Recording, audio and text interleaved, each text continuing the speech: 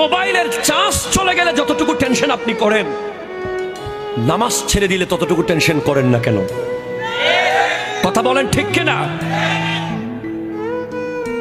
Facebook lock হয়ে গেলে আপনার টেনশনে খাবার দাবার বন্ধ হয়ে যায়। আপনি আবার নবীর সামনে দাঁড়াতে পারবেন? আপনি আল্লাহর সামনে কেমনে দাঁড়াবেন? আল্লাহ তো আপনার পক্ষে গিয়ে ফেরেশতাদের বিরুদ্ধে গিয়েছিল।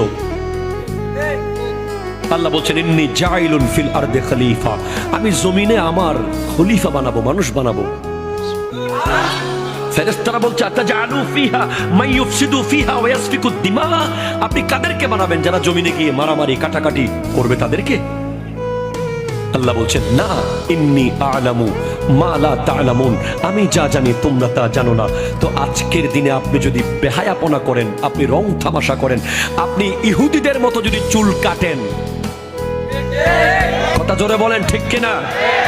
চুলের এদিকে ঘষা মারা, এদিকে আগা মারা, ওইদিকে মাথা মেরে দেওয়া, আনারস কাট, এগুলো মুসলমানের চুল নয়, এগুলো ইহুদিদের চুল। কথা বলেন ঠিক কিনা?